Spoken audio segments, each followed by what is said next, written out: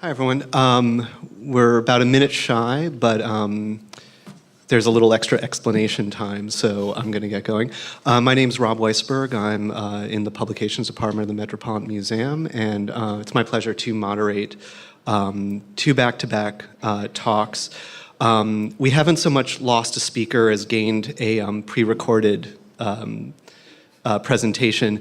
Frith Williams, our first speaker, had back surgery a few months ago, and her physio absolutely refused to allow her for the 20-hour plane flight that would have gotten her here to New Orleans, though fortunately the audiovisual team at her museum put together a pre-recorded presentation, which we're going to be able to show. And then we're going to move right into Stephen's presentation. And it's a good thing we did so, because we're not able to get through on Skype right now. So at any rate, so this is a panel, a pair of panels on storytelling and voice in the museum field, and how we develop these internally in the face of changing technologies and audiences, and how we turn these into experiences for visitors. Both of today's speakers, Frith Williams and Stephen Boyd, are very involved in crafting museum messages, both inside the institution and to our visitors. And like me, both have backgrounds outside of the traditional museum field. They both have pioneered ways to work within the museum to develop how we speak to each other and how we speak to our audiences in very changing times for communications practices. At a forum like MCN, discussing our stories and our voices, whether one or many, whether cross-disciplinary like the Tapapa Museum, or art-focused like the Albright Knox, could not be more timely. And if anyone is tweeting about this session, you can use the hashtag MCN2016 story and voice. So we'll have Frith's pre-recorded presentation, and then we'll move right into Stephen's presentation, and then we can have time for questions afterwards. So regarding Frith, before I play her presentation, I actually followed her even before I knew she was coming to MCN. I first came across her in a piece on Medium about storytelling in museums, where she was being interviewed by Museum Hack, which itself is changing the face of storytelling in museums. The piece was called How to Create Compelling Museum Experiences, Frith Williams on Accessibility, Innovation, and Storytelling. It's very interesting reading. I'd recommend people look for it on Medium. I wrote about Frith in a blog post on my own blog, and for a while it was my most viewed post about whether museums were ready to confront changing senses of the usefulness of text in an experience-driven world. Frith is head of exhibition content at the Museum of New Zealand Tapapa Tongarewa, also known as Tapapa Museum. It's a cross-disciplinary national museum spanning art, the natural environment, and history. She has a lead role in redeveloping all of the museum's exhibition experiences over the next 5 years. In 2015, Frith was a Fulbright Scholar in the US, exploring developments in digital and bilingual storytelling. Before that, she led Tapapa's writing team on the exhibition Gallipoli, The Scale of Our War, a collaboration with Academy Award-winning Weta Workshop and Tapapa's most successful exhibition ever.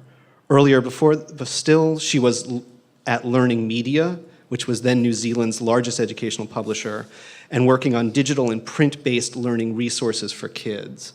Frith has a degree in theater and film. So here, with the help of her AV team at the Tapapa Museum, she'll be speaking on Tell Me a Story, findings on digital and bilingual storytelling from a flying 5-month Fulbright-funded trip across the US. And let's see how this goes. The head of exhibition content at the Museum of New Zealand Te Papa Tongarewa. We are a cross-disciplinary national museum spanning history, natural history, and art. I'm really sorry not to be there at MCN with you. I had hoped that my presentation would kind of be a way of giving back to the US community, which was so generous and welcoming of me when I was there last year. I was lucky enough to spend 5 months in the US exploring developments in digital and bilingual storytelling. And they were two areas that my museum was kind of struggling to get a handle on, particularly what we should do in the mobile space. There was a lot of talk, but mostly about technology rather than content and visitor needs. My original presentation on that trip is an hour long, so I've had to kind of slash it for today. I'm going to start by talking about mobile storytelling, this big area of growth, and I'm sure various examples will be familiar to you, less so to audiences in New Zealand. And then I'm going to move on to talk about how this increasingly information-rich digital age might impact on how we conceive of museum experiences more generally. Unfortunately, I don't have time to go into bilingual storytelling, but if you're interested, then please contact me later. My details will be on screen at the end too. So this is where I went. I was based at the Cooper Hewitt Design Museum in New York with Seb Chan, Micah Hewitt, Pam Horn, and lots of other very lovely and super talented people. But I branched out well beyond that, as you can see, literally thousands of kilometres of driving and flying and busing and Airbnb-ing. It was a crazy time. I visited almost 150 locations, so pretty full on. And I was particularly struck by the immersive theatre experiences that I saw, and I think they have real potential to inform museum exhibitions, as I'll get to soon. But first, let's start with mobile and all its potential and promises. Because as we all know, everyone's already on their devices in our museums, so why not capitalise on that and harness it? So museums are embracing mobile technology in art, especially the traditional home of the audio guide, but increasingly in science and history museums too. And they're doing so to fulfill multiple functions like the ones you see there, sometimes in combination. I'm going to focus mostly on more content because it's most closely linked to storytelling. And I'm not going to go into those final 5 so much, but there are some very interesting projects there. First, just a couple of examples of some common issues with mobile experiences. I encountered a lot of user experience and user engagement problems where the mobile experience got in the way of other engagement. And this is a particular problem, of course, outside art, where there's significant competition between what's on screen and what's often a very complex and dense and often hands-on physical space, especially where the mobile content contains a lot of text and multimedia. So it really is easy to become screen fixated and disconnected from that physical environment, like this quite lovely gallery space here, a compelling reason to stick to audio only. There were other UX problems I commonly encountered too, though, and they included a poor match between the digital interface and the physical environment. So it was hard to match what went with what. Text and content overload, or text coming before the really nice rich multimedia, having to scroll to get to the back button, these sorts of things that kind of surprised me given the emphasis on UX these days. But I guess it's just a sign that it's still early days, and I'm sure I'd encounter the same in New Zealand or elsewhere. With regards to content, I found that most mobile content was surprisingly conservative, and in the worst cases, almost as impenetrable as what was already on the wall, especially, again, in some art museums, which will remain unnamed in this case. But this couple's body language, I think, says a lot about what they were thinking about the audio guide they were experiencing. The curator on that guide was making a case that the Mercedes-Benz engine you see is much more than an engine, it's art. And the tone pretty much matches the label content, which reads, Daan Vo's practice elucidates latent meaning embedded in objects and texts, as well as the malleable nature of identity, moulding private narratives with global political histories. Nice. But surely a mobile experience should offer us something different, something unique and special, something different than what you'd normally get on the wall, and that you perhaps can't get elsewhere. So what were the most effective mobile experiences, and why?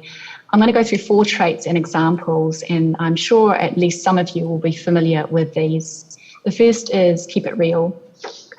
So Detour was, when I was there, a relatively new company creating immersive audio tours around the streets of major cities. They have some amazing story producers from National Public Radio and so on. I think you'll actually hear Andrew Mason when he talks about working with SF MoMA on their new audio experience. And I'm sad that I'm now unable to visit and experience that on the way to New Orleans because it sounds like an amazing collaboration. But I'm going to blow Detour's trumpet a little bit here for them too, because I think museums in general can learn a lot from their mode of storytelling. So this is Cleve Jones, and he's a friend of gay rights campaigner Harvey Milk. He takes you around his neighbourhood, introducing you to people and places, talking about the fight for rights, talking about how many friends he lost from AIDS. And on this tour, I was in tears within the first block. And by the end of it, I felt like I really knew Cleve. And it's powerful because you're guided by a really great storyteller from within the community. It's the inside story. There's no external curatorial voice getting between you and them. And that principle of using unmediated or seemingly unmediated voices has long been a tenet of documentary making, of course, but I think it's amazing how often we intervene in the museum. So Detour has said that they set themselves the mission of rivaling virtual reality by connecting or reconnecting people with real reality. So you're asked to look around, to smell, to feel. You're prompted to take off your headphones and talk with people, whether they be store owners or homeless people resting in a church. And that connection to the environment and its people is, of course, supported by the location-aware technology, which works so well that it really is seamless and you can put your phone in your pocket. I'm immediately going to break that rule about pockets, though for me it's still a good general rule for within the museum.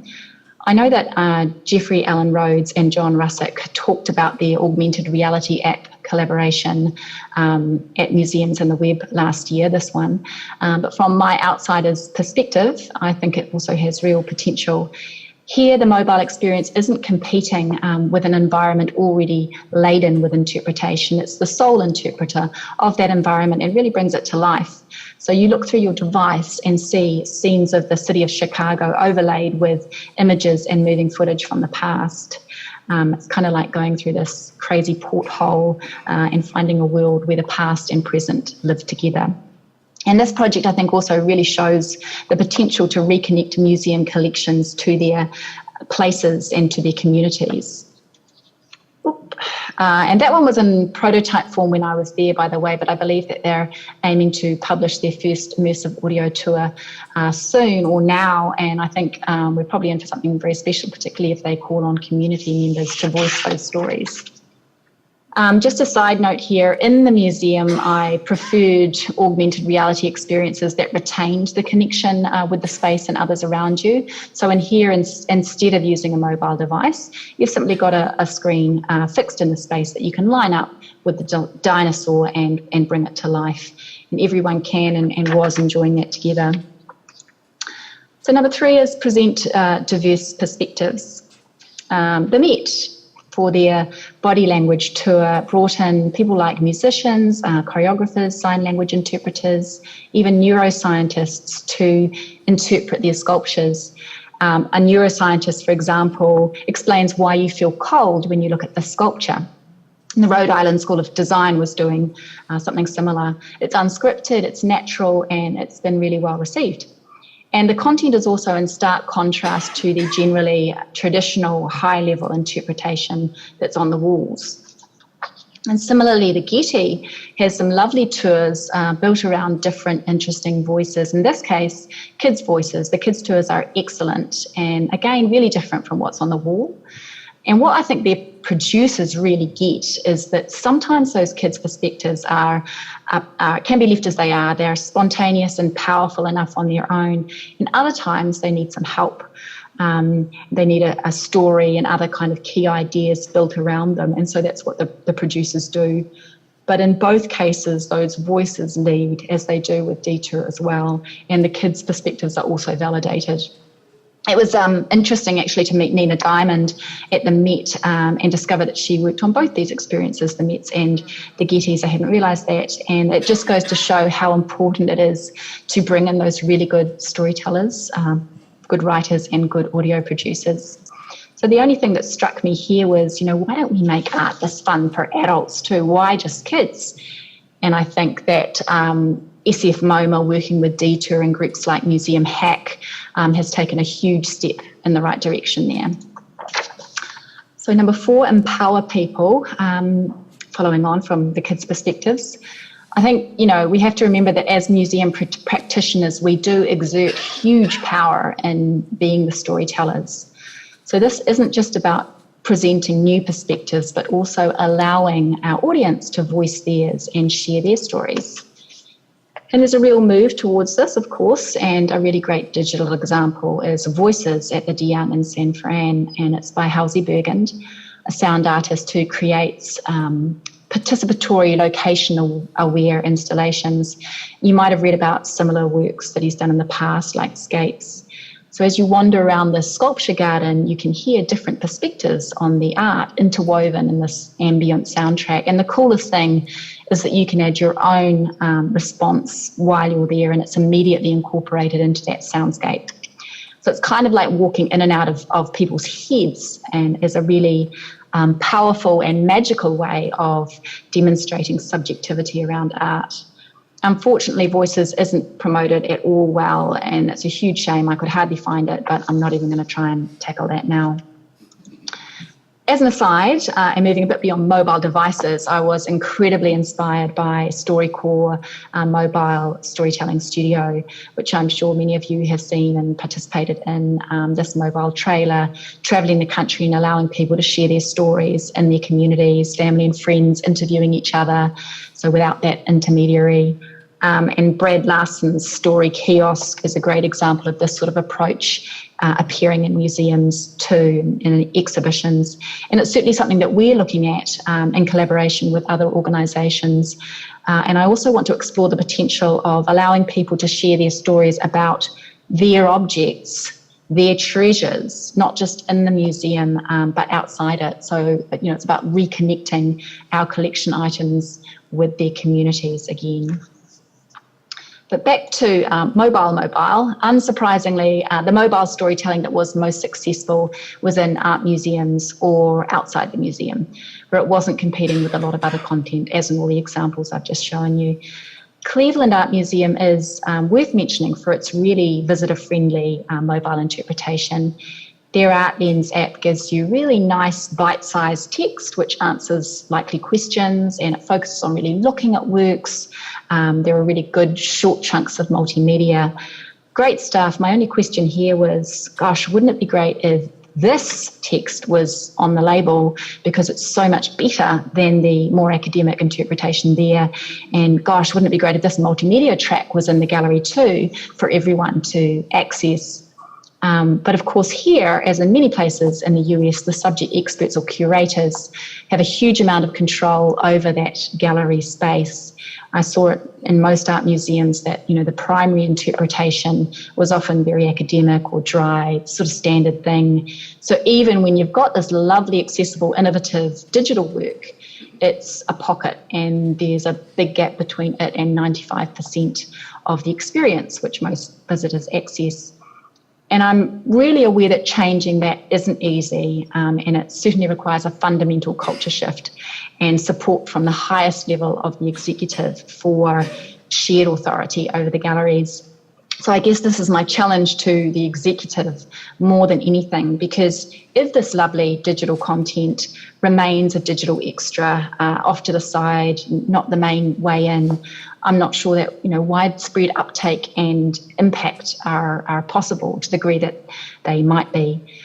Cleveland, if I remember rightly, gets pretty good uptake, and the quality of their content and their local audience certainly help, but many museums are getting less than 5% or 3% or even 1% for their mobile experiences. So I think we do really need to focus on more on that primary interpretation too, including really good labels, and work more holistically in that way. And on that note, the Corning Museum of Glass is interesting because they flipped the usual scenario on its head. So the wall labels in their new wing are really accessible. They're short, crisp, engaging. They have quotes. They encourage looking, and they've had a big increase in visitor numbers or visitors reading those labels. And instead, they've put the background information on artists on their web app called the Glass app, and it's also written very accessibly. So that content that normally dominates art labels, who the artist is, why they're important, almost justifying their presence, is now mobile. I only know the early uptake stats of that web app content, but it looked very good, 30% in the first month, I think. But they seem to have been successful in engaging visitors both in the galleries and online. For me, the videos let this mobile experience down a bit. They're kind of staged and scripted versus the power of that authentic kind of natural voice and storytelling. But on the whole, I was super impressed. More commonly, though, that relatively low uptake of mobile content, especially in non-art museums, really raises a big question, and that is, how much do people really want when they visit the museum? And where can we have most impact if most people are still only engaging with what's in the physical space around them? And even putting mobile to the side, I do wonder why we're trying to give people so much, give them everything and layering content to the hilt when we're all drowning in information. And this is where we kind of shift gear a bit, because museums are no longer the vital source of information that we once were. That's what the internet is. But I'm not sure that we've made the transition to understanding what that really means for exhibitions. Because whereas people may want all that content and those connections from their devices at home and elsewhere, and we certainly want to ensure access to it via multiple channels, I'm not sure they want the same in the museum. And yet most of us are still behaving like encyclopedias or books on walls, more books on walls, and more.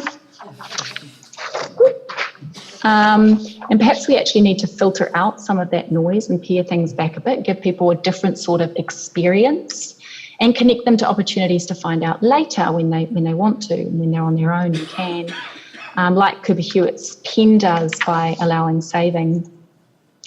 I talked with a number of museum staff finding that they're creating too many layers of content for their on-floor digital interactives too, like the Canadian Museum of Nature here, and Philly Museum of Art was the same. So hardly anyone's actually digging down into the 8 layers of content involved in that interactive to the far left, for example. So why invest in it? Again, what do people want in a museum versus elsewhere? And I'd argue that we need to focus much more on what makes us special and immersing people more in our spaces. And that's my playground, of course, the exhibition space. So how are we special? We are a place of the real, obviously, not just real objects, though, also real stories and voices, as I've been saying, and real opportunities. We are a social space, a space where people come together. We're a physical, sensory, three-dimensional space that you can move in. And we're a creative space where we can allow people to learn by doing in all this space we have, and where we're also creative ourselves in developing our experiences. But just a bit on the importance of the social. This is research you may have seen from Colleen Dillenschneider, showing that for people visiting cultural organisations in the US, time with friends and family is 2.5 times more valued than seeing the actual exhibits or performances. So that's a really important piece of data. Te Papa's audience is 80% social, so 80% of our exhibition visitors come with others, and that really challenges us to consider how we facilitate shared opportunities in our experiences. And just here on the importance of getting physical, thanks to Olivia Newton-John, Australian, by the way, not New Zealander, Arizona's Embodied Games for Learning Lab has found that adding physical action to our learning opportunities significantly increases learning and memorability. So physicality equals memorability. And these are their guidelines, which I think are equally applicable to exhibition experiences, not just games. The makerspace movement, of course, speaks to the role of creativity and the creative process in learning, and Kubi Hewitt's social interactive tables in the corner there are a great digital example of that, allowing you to create designs inspired by the collection. So to me, this is also about a shift from informing to inspiring and making the museum experience more memorable. So instead of just adding a more engaging digital layer on top of an otherwise static or didactic, individually orientated gallery experience, shouldn't we also be making the gallery experience more immersive and transformative? I think museums, and especially cross-disciplinary ones, are in the amazing position of being able to create physical, three-dimensional story worlds around our special objects, where you feel you're immersed in a film or a theatre set with your friends and family, and where you're the protagonist or able to walk in other people's shoes. So it's about taking a more artistic approach to museum experiences and creating environments that immediately shift your perspective and open you up to learning, like these artworks at the Broad do. And it's also about learning, I think, from interpretive modes that are used in different types of museum and allowing them to kind of cross-pollinate more. So a sense of story and immersion is often missing from science museums, where you get separate stuff and principles and processes, but not in Nanoland at Oregon's Museum of Science and Industry, where you shrink down to the size of a nanoparticle and have to navigate through the cell working together. It's really lovely. And that sort of world is much more engaging than the text-heavy nano displays I saw elsewhere and that far fewer people were engaging with. I think the word story is used far too loosely today, often just to refer to connected ideas or information, not a dramatic, emotional, memorable journey. But the Minnesota History Centre really knows what a story is and creates really wonderful immersive experiences. So here you walk inside this World War II plane and you hear from real soldiers and watch them training for war. You see the footage in the windows of the plane. And then the bombing starts outside and the plane shakes, and later you hear from a widow and her recollections of the war. And this doesn't just show the strength of real stories, but also of linear storytelling. So there's still a strong belief, I think, in our sector that you must always let people pick and choose and wander where they will. But we're swamped with choice today. And when you want to create a really strong emotional connection, linearity is a really powerful tool. As we saw recently with our linear World War I exhibition, Gallipoli, which I'd invite you to explore on the Te Papa website. And what about physicality? Because the need for physical, hands-on social play that is so recognised in science museums is often ignored in art and history museums, but not in Noah's Ark at the Skirball in LA. Here you and your friends get to create the story yourselves with your bodies, with others. You make the storm and the flood. You haul up the supplies into the Ark with Grandpa, and you can touch all of those amazing artworks. So with the emergence of new technologies that are blending the digital and the physical and the tangible, all of this is becoming particularly exciting as in these multimedia experiences that respond to your gestures. They're Connect-based at the National Museum of American History.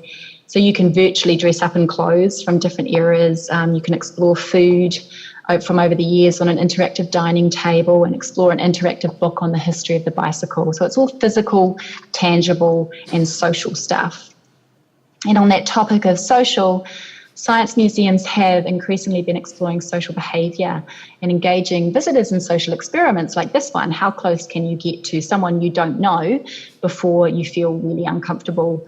So how can we apply these sorts of experiments to the historical and cultural realm, and perhaps, play with putting people in other people's shoes more? Like here in Race, Are We So Different? Here you walk up to that door thinking you can go in. It's another exhibition space, but it's locked. and you turn around and find yourself facing a video in a newspaper stand, I think, and in it an African-American woman talks to you about being shut out of the banking system, about the discrimination she's faced. And to watch, you have to sit down on those steps of the bank. So it's really humbling and memorable stuff. And as a cross-disciplinary museum, Te Papa, I think, is in a really fortunate position of being able to explore how these different forms of interpretation can intersect. And that's our really big goal and challenge.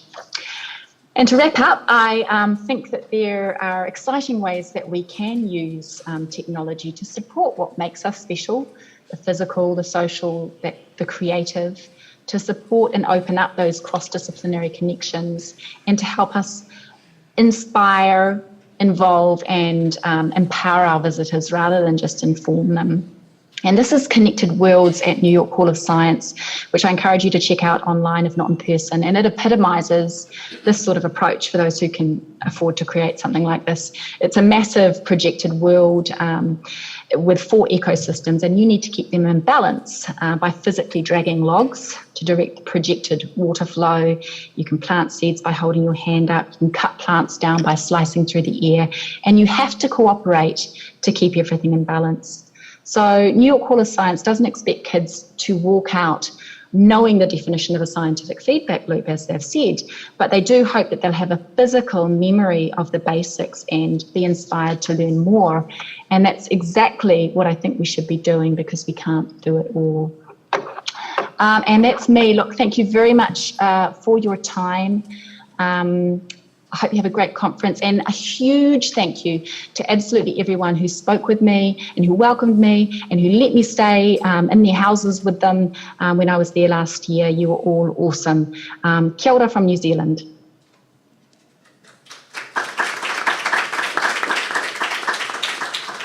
The Frith's slide deck is being uploaded to whatever cloud all the slide decks are being uploaded to. I don't think the video is online, but I think we're not doing video as much this year. So since it is 4:30, I want to move along to the next presentation.